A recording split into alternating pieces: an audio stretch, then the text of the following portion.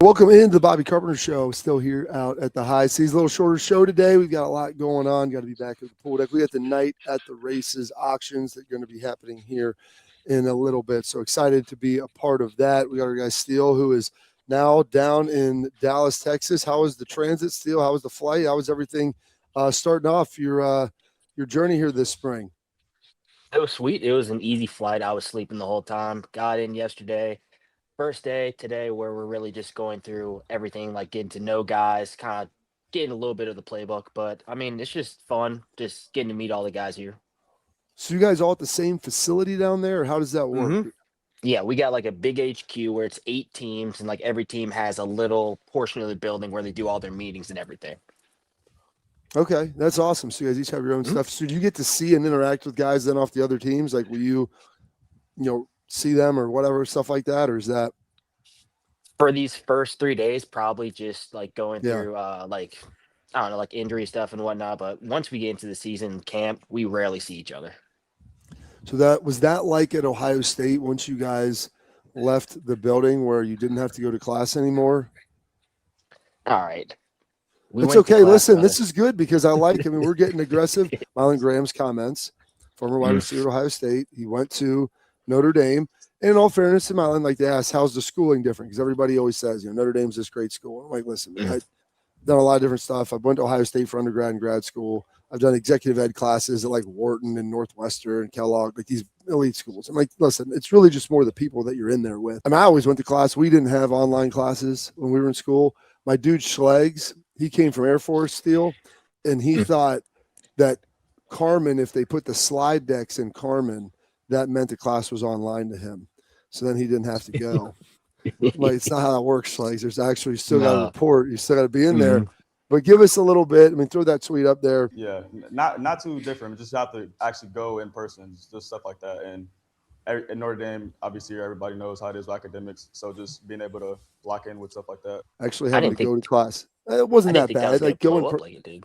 Yeah, well, okay, still. So talk about that, like because you were more now in the digital age. Like you, first of all, you went to school in COVID where like no one went to Mm. class. I teach there, and I had to do I did a whole 2 semesters maybe of complete virtual. I know one where like the first year was crazy, dude. I'm like, okay, we came back from spring break and it's like no more class. So I'm Mm. gonna record all these things in the Zoom and put it all up there on the Carmen and everything else going on. I mean, there was a lot obviously to that. But what was your experience like? God, my first year, like you had to go to every single class. They'd have a class checker come across. They look through the door, make sure that all the football guys are there. They'll check you off, then they move on. Then once COVID hit, it was like a year and a half of everything's online so we don't get sick, and then moving on into the Woody. And then after that, it was kind of like a pick your poison sort of deal where a lot of guys they stayed mostly online. And then for me, an older guy, like where I'm really focusing on those classes, like I want to go in person, like this is like possibly what I want to do later on in life. So I was still going to classes. I know a bunch of other guys, they kind of just stayed in that like virtual world. So I'm guessing that's what he did. I mean, it definitely changed after COVID, but I still went to classes. I still got all the fines to prove it. So You I got don't carpal know what tunnel he was too. doing. Are you all right? I mean, I know you said you Um, had that carpal tunnel with the wrist. No, yeah, I'm okay. They're still manageable. I still got good digits.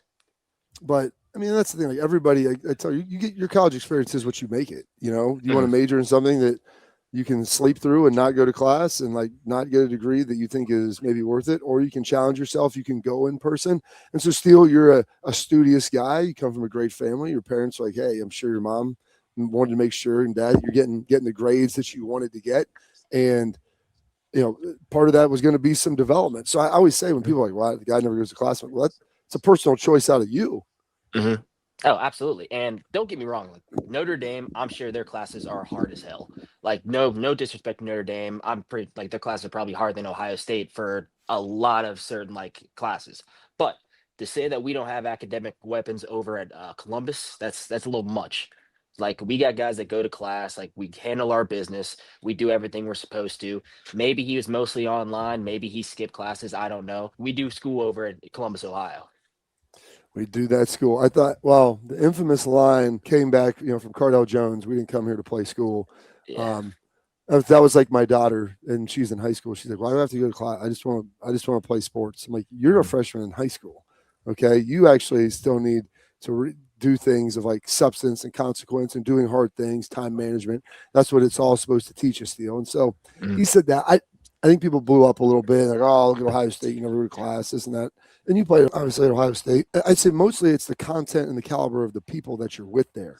Who the guys are. And you play with some smart guys. And so they've got all the guys they need. One school that doesn't have smart guys, your home state, Steel. We're going to dive into that next. Oh, here in a God.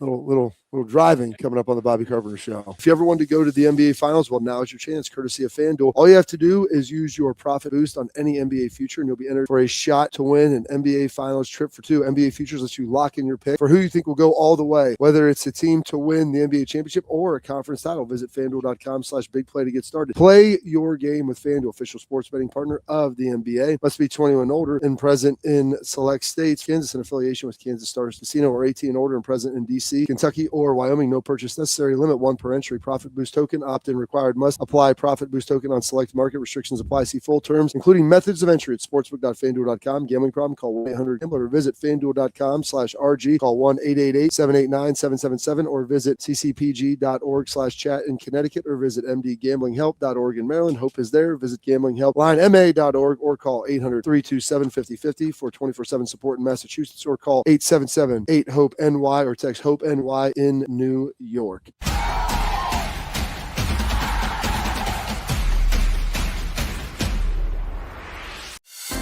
Every winning play starts somewhere. For you, it could be with us. At Smart Choice Bass, we bring the showroom to you with no pressure and no long sale pitches. Just real options that fit your home and budget. This is your opportunity to win a full bathroom remodel for free. It's easy to enter. Just scan the QR code below, give us a call, or stop by one of our showrooms. One lucky winner will be announced every 6 months, so don't wait.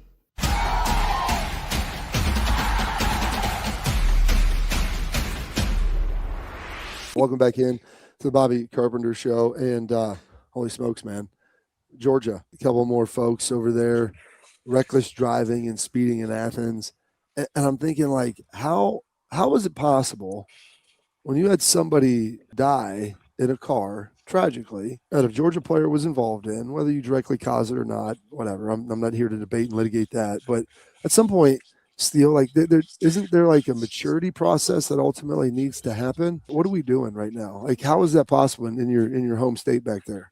I have no idea, man. Like, I want to say it's a culture thing where these guys just aren't learning from their mistakes, but their football team is like doing really well. Kirby Smart, he's a fantastic coach, but this just seems to be a glaring thing that keeps like happening every single year.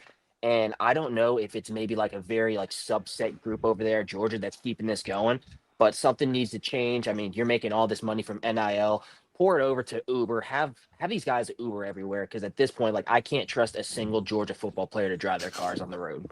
Well, what's wild is a lot of times, like, you talk about Uber, I mean, people talk about that, like, for drinking and driving. Making sure like you're making good decisions. You're not drinking and driving. You're doing that. I never once thought, dude, I just shouldn't be driving a car, Steele. Like, maybe driving a car isn't in the cards for me because I'm not mature enough to be able to handle it. Yeah, I don't know. Personally, I feel like they've probably had tons of meetings already talking about this situation. So it's going to come down to the players actually taking initiative and not doing all this dumb stuff. Because I don't know, you can only go so far, like telling these guys what to do. Now it's just on them to kind of just actually like listen to what they're being told and like make adjustments. And I don't want to put you on the spot here, but I want to see if you can remember what, before every time you had a break, whether it was like a week off in the summer, maybe, you had the bye week before the weekend, maybe it was, right before like Christmas, you got a little bit of time off, like a couple days before the CFP, you usually have like your final workout. What would Mickey Marotti always tell you? Be smart. Like, don't drive during certain times. Don't drink and drive, and be in a car with someone you trust. Yeah, put your phones down. Don't drink and drive. Put your phones down. Like, put your seatbelts on. Don't be speeding. Doing all that. Like, all of those things. I'm like, that was just like, hey, 4th of July weekend. You're gonna go home. Here's the message, and it's like the same congruent messaging all of the time. And it was, I was amazed. Like, I wonder why he says that. And Nick looks at me and he's like, dude, you got kids. He's like, these guys, they're just like your kids. They're always the same age. They're always going to be making the same mistakes. The fact that still they've had 32 guys arrested, like that to me, for like the same thing. This isn't guys that, you know, they had other stuff off the field. And listen, is reckless driving, is it up there with like sexual assaults and up there with different things like that? No, but somebody did lose their life. And like when you're driving cars at high rates of speed, you know, just the maturity process. And I know you're probably a little bit past that point now. You're through college and everything, but I don't know, like, I don't want to blame this on Kirby because like you said, he's done a really good job there. But at some point, like I question, and I know Ryan is big in this and Mark Bantoni and the whole staff of when they start looking at guys and trying to figure it out. What type of character do you have? Like, what are you off the field? And how obviously does that impact you on the field in your play? I feel like in that evaluation process, maybe Georgia, they're just light on it. Like maybe they don't care. Because I don't know what else there could possibly be. I mean, I feel like they're still doing their job as far as telling guys like that this is wrong. I know at Ohio State, whenever anything like in national media like broke loose, that was something like that. Coach Day, he would be plastering photos all over the bathroom, everything of just like negative stories that he wants us to avoid. And I feel like Georgia's doing that, but it probably is like to a certain extent, like maybe they're just bringing some bad apples into the program and they're throwing them all this information, but they're not really reciprocating it. So I feel like maybe you change up the recruiting, get guys that are just going to stay away from all this stuff, but something's got to be done. And I feel like Kirby's probably done all he can at this point. It's going to be on the players now. So, and this we say on the players. So let's go to that next point, Steele, the leadership element. You know, obviously you come in, you're a freshman. That's not your job. Now you're a fourth or fifth year guy. If that was something that came up, and let's say it happened a few times at Ohio State, what's the conversation that Steele, Chambers, Tommy Eichenberg, you know, the Cade Stovers, the Emekas, like what do those conversations look like for guys if you've had any type of issues? And not that you guys really did. I don't even know if you knew what it would even look like, but how would you choose to kind of handle that? It'd probably go to like our squad leader since we're all like chopped up into probably 8 to 10 squads. Squad leader is going to bring it up. If it's a big enough issue, they're probably going to bring the entire squad together, talk about it. And in this instance, if it's a guy that's been speed, like not being smart behind the wheel, we're probably going to like go the extra step. We're going to drive over to their house and we're going to drop him off at the Woody. Like we're going to make sure that he doesn't even has that chance to do something stupid. So I think that's sort of where Georgia like needs to go with this. They need to have the older guys step up and just have them avoid this problem altogether. Absolutely. All right, we're going to take a quick break. We'll be back with some more. There's some eligibility issues and some things that could be happening.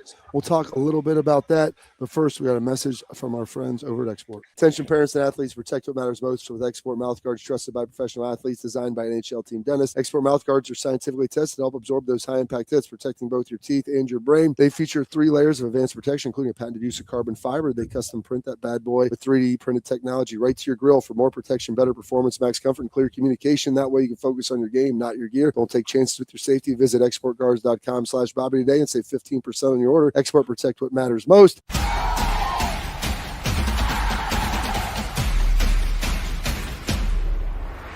I'm Garage Beer, and this is Bobby Carpenter. Garage Beer. Beer flavored beer. Beef with an F? Okay, my bad. It's crisp and cool, and it doesn't taste like I'm Bobby Carpenter. I drink in garages because my wife says I don't belong inside. If you like a cold breeze on your bag, drink Garage Beer. It's American, and so can you. Garage Beer. Beer flavored beer.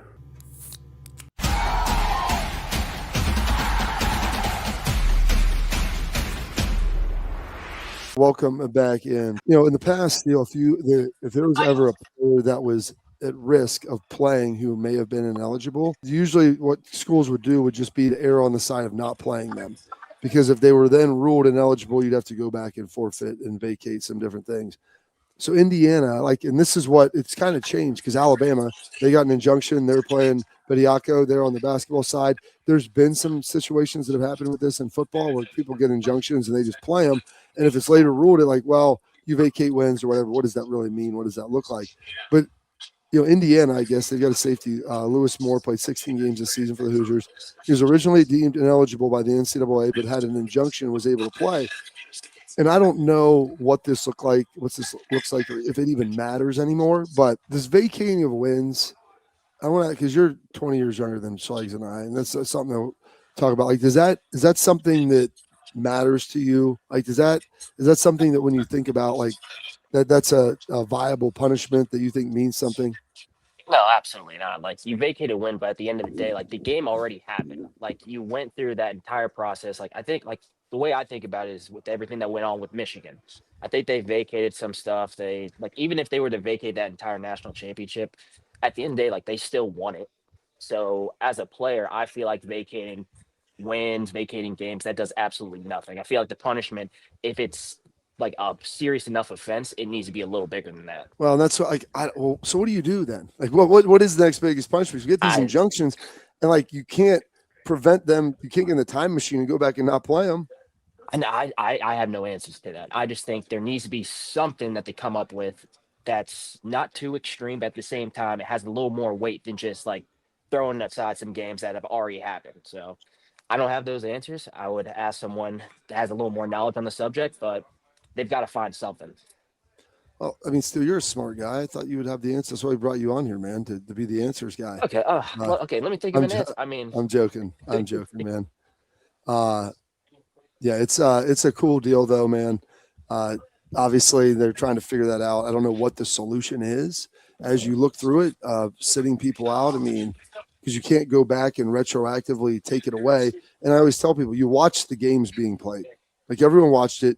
You got the emotions, the feelings of either the win or the loss on each side. Removing somebody, does that matter? I don't know. Removing wins, taking a banner down, but like that I mean, does you're nothing Indiana. once it's already done. So I'm saying, I joke, banner.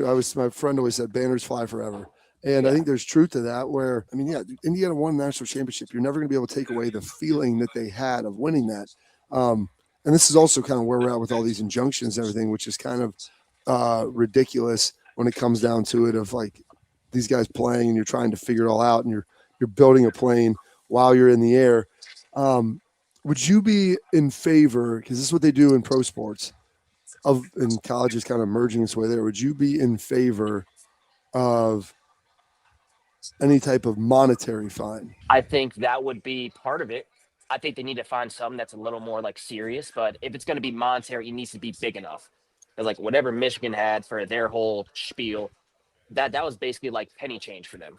Like that really does nothing. If you're going to go monetary, it's got to be like a big lump sum that you're going to find them for. It's like, hey, you played an ineligible player, boom. We're going to fine you now, whatever it is, 20, let's say $10 million or $5 million. Because like money kind of runs the world. And so for those guys being able to pay guys, bring them in, I mean, is that so? You think that would probably be the better solution than ultimately trying to go back and pull down a banner or vacate a win that everybody watched? And then you could kind of specify it and maybe like cut off some money from their from I guess like their collective, their collective. So now they don't have that money to go out and get players. Like I feel like that'd be pretty good. Like that'd be pretty good punishment. Absolutely. All right, we're going to take a quick break. Coming back, we got our headlines, and it's going to be Dudes of the Week. And I'll tell you this, and I'll leave it with a little nugget before we get here. Because a dude's not a gender, a dude's a lifestyle. So remember that. Love that. From our friends over at Backer. BCKR.com, premium Buckeye jackets and hats, founded to make the best quality fan gear. Listen, it's a premium product, comes with a premium price, but you're going to love it, and it's going to look good and feel good on you. Just like that high-end outdoor stuff for the fishing, the hunting, golfing, all of it. Loads of great features, great functionality. I love it. Steele's going to love it when I send over to him. My guy Schleggs has loved it. Again, that's BCKR.com, BCKR.com. They sponsored a lot of stuff on the Buckeye Cruise this year, so they're leaning in with that. And they've got other teams on there as well in schools. So use promo code all caps Bobby at checkout for free expedited shipping. Again, that's Backer, BCKR.com.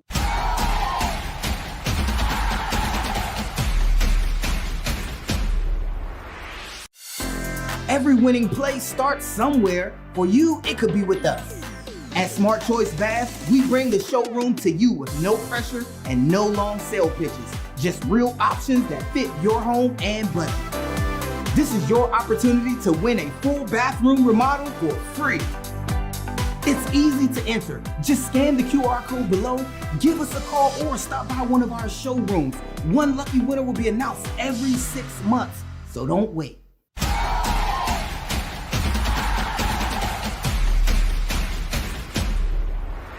Columbus, listen up. Smart Choice Baths has officially arrived in our city, and they're kicking things off with a massive win to celebrate the new division. They have partnered with me and Big Play to give away a complete bathroom remodel valued up to $10,000. We're talking a brand new shower tub installed for free. No purchase necessary. Just go to smartchoicebaths.com or scan the QR code to enter right now. That's smartchoicebaths.com. Get it on this before the prize period ends, and don't let your bathroom sit on the bench any longer. We got our headlines. United States bringing home the gold medal in U.S. in the women's hockey in the Olympics. Awesome. Did you see the final overtime goal that was scored? That was one of the coolest goals or coolest ways to cap off a game, match, whatever I've ever seen in my life. Unbelievable. All those girls, dudes of the week. And like Sykes was coaching the women's lacrosse team a while back, still in the weight room, and he was yelling at him what he would yell at you guys: be a dude. And the one girl goes, "We can't be dudes, we're chicks." And he goes, "A dude's not a gender, a dude's a lifestyle."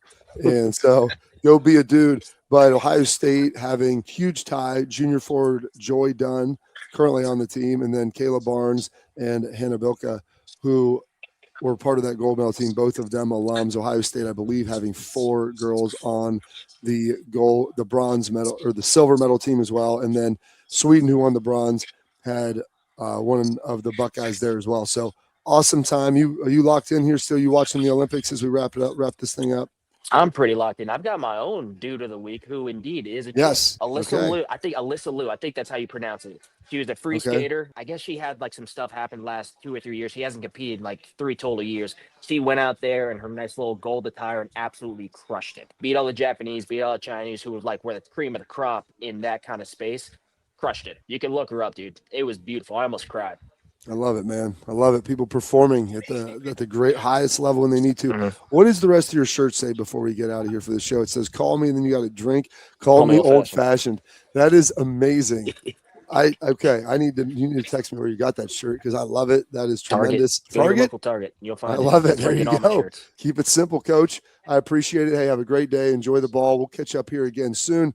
Thanks for this little brief short show, but I got to get up on the pool deck. We got to raise some money for the Buckeye Cruise. So we'll get that here coming up next on the Bobby Carpenter Show.